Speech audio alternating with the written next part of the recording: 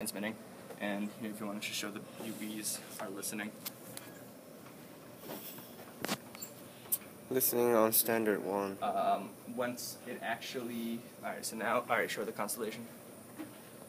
So you can see the constellation, the receive signal, and then if you want to show UV2, then I'll re-explain it.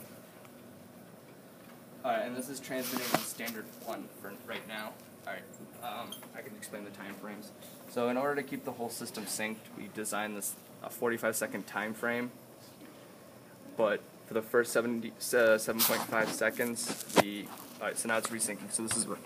So for the first 7.5 seconds, we give it for this initial startup here, because it can take a few seconds. Then we say it transmits for 30 seconds, and then it will leave the last 7.5 seconds for the resyncing to the system clock. So what we're assuming is that since it's going to be transmitting for 2/3 of the time, that it's guaranteed to overlap. Alright, as you can see, here's the constellation of the received for UE1. UE2 is getting its, and this is on standard 2. And it should be finishing up shortly. Should be. Again, oh, here we go, just finished. So base station 1 is finished, and now base station 2 is transmitting its polling request on standard 1. So once it actually starts up and transmits,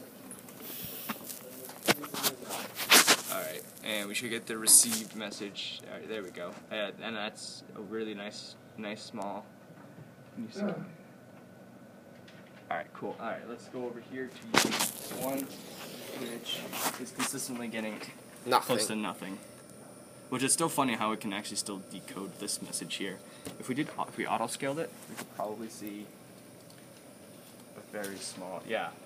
So 10 to the minus third, but you can still see the constellation, and I think it's switching between. So now it's on standard 2. UE3 should connect to. Let me just move this to the side so we can see the decisions. So again, the constellation is extremely small because it's much further away than base station 1. And after this, the UE should make the decision of which base station they want to make the request to, and then UE 1, 2, and 3, in that order, will make requests during different